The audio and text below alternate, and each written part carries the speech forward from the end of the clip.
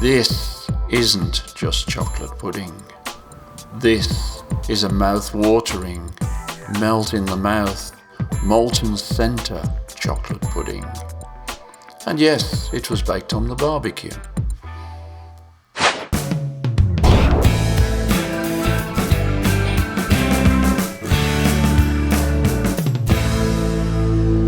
Welcome back to Q Cooking.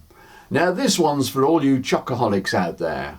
It's rich, it's smooth, it's velvety, and it's dead easy to make. For this recipe, you're going to need 125 grams of unsalted butter, 150 grams of plain chocolate, 75 grams of caster sugar, 4 medium eggs, 50 grams of self-raising flour, 1 tablespoon of cocoa powder, plus mascarpone and raspberries to serve.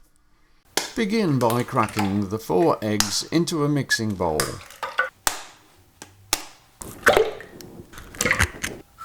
Add the caster sugar and whisk until pale.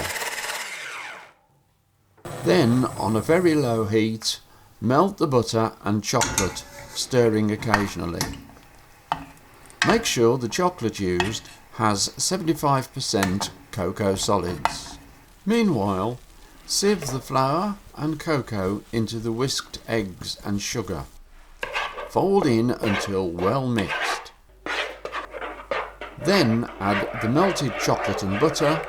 Continue folding and stirring until thoroughly mixed. Next, grease 4 moulds with butter. I picked up this recipe at a Weber Academy session. And here's a tip the instructor gave us, which I'm now going to pass on to you. When you've buttered your moulds, coat the insides with cocoa powder. I'm using a tea strainer to get an even coating. This should prevent the puddings from sticking when cooked. I've done this recipe many times and it's always worked for me. Ladle the chocolate mixture evenly between the 4 moulds.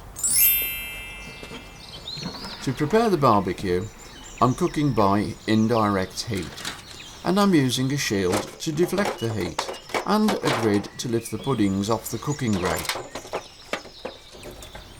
Turn the main burner on and ignite, and then turn down to low and leave for 10 minutes to warm up.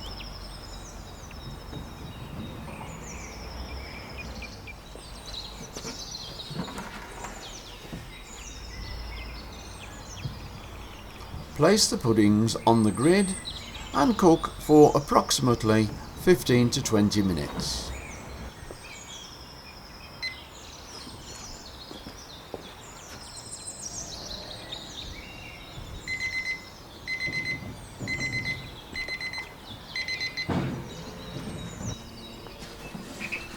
After 15 minutes, you can see the puddings are well risen, which is a fair indication they're done. Run a knife around the edges. Place onto a plate, invert and remove the mould.